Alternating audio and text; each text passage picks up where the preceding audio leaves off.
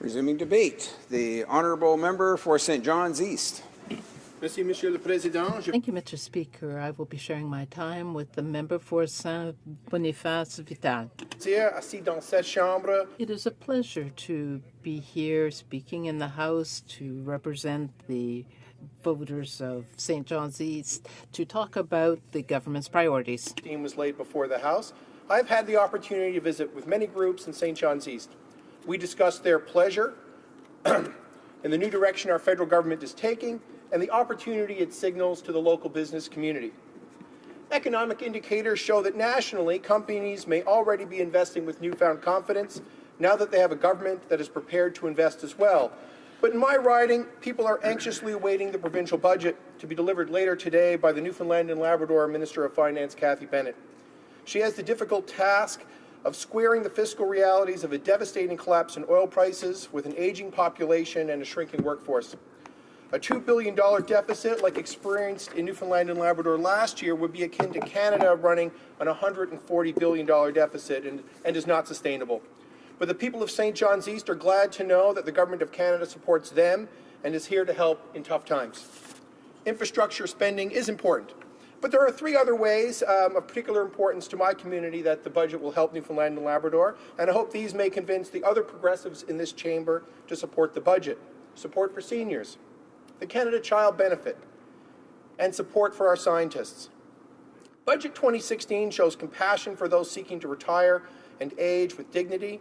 We understand that many seniors are suffering, and Budget 2016 seeks to help them.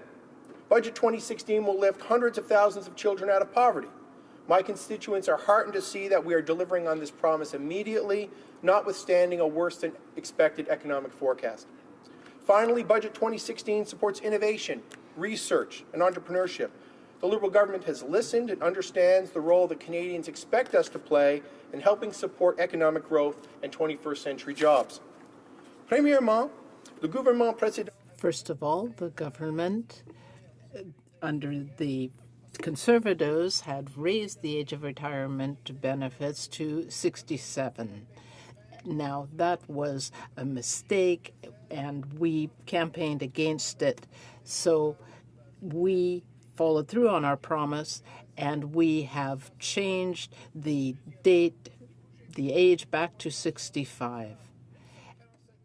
In addition, we have increased to $947 the GIS, the guaranteed investment or guaranteed income supplement for seniors. On old age security and the guaranteed income supplement, and may therefore be at risk of experiencing financial difficulties. The government is delivering on our commitment to improve the quality of life for seniors most at risk. And third, in order to ensure that the true higher levels of inflation that are experienced by seniors are taken into account, the government has committed to indexing OAS and the guaranteed income supplement to a more generous seniors price index. La pauvreté des enfants. Childhood poverty. The new Canada Child Benefit that replaces the universal child care benefit under the Conservatives will enable families starting in July 2015 to benefit from new benefits. They will be able to get these automatically. They will be tax exempt, and we are targeting those most in need. They will get more money, and those who have higher incomes will get less under the new system. This is a generous system that will help families most in need by up to $2,300. 9 out of every 10 families will benefit from this new measures.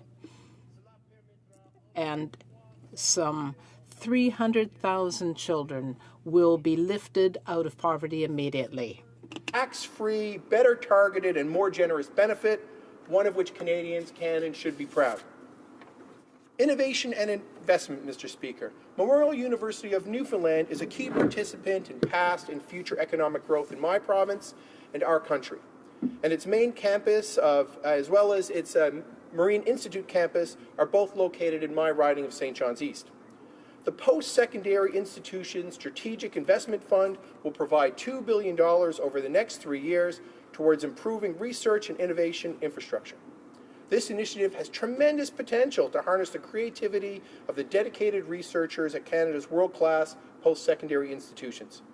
Canada's post-secondary institutions and affiliated research and commercialization organizations are at the front line for fostering science and research excellence.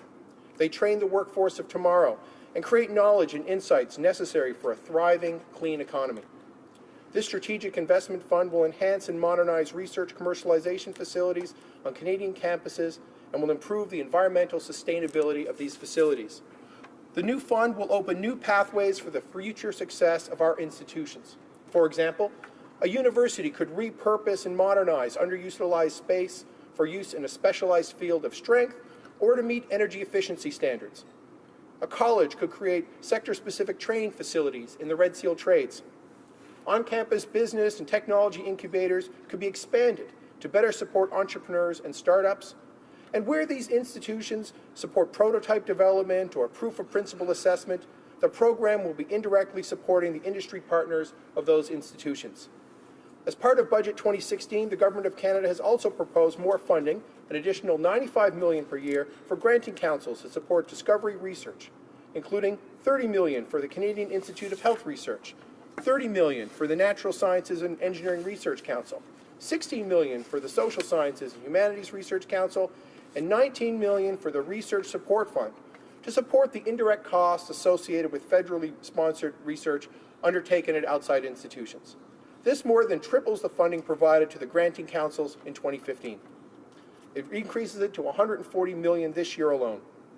Support for science and innovation does not stop there, with other measures to support internships, fellowships, genetics research, theoretical physics, stem cell research, and funding for the commercialization of health research. Our government understands and supports the independent work of scientists and their role in developing a modern economy. Memorial University hopes to benefit in key research areas where it is a leader, such as cold oceans research, naval architecture, oil and gas engineering, medicine, and many others. These measures are pivotal, Mr. Speaker. They are necessary to grow the middle class and revitalize the Canadian economy, and they also chart a new course to growing the middle class. Real change is being delivered. Last October, Canadians sent a clear message that they wanted real change, both in how government does things and what it is doing. They asked for a government that would deliver on its commitments and would be focused on what matters most to them, like caring for our seniors, lifting children out of poverty, growing the economy, creating jobs, strengthening the middle class, and those working hard to join it. We are listening to what Canadians need, and our policy and this budget reflects what we have heard. For my province, this also includes certain targeted measures which demonstrate an understanding of our local situation. Federal transfers are increasing by $31 million this year, in addition to the almost $32 million in stabilization funding in the last fiscal year. $5 million to help grow much-needed public transit, $134 million in accelerated infrastructure spending, $22 million for an improved ferry mooring system for Marine Atlantic, and many of the changes to EI provide essential support to Newfoundland and Labrador during this commodities price crisis.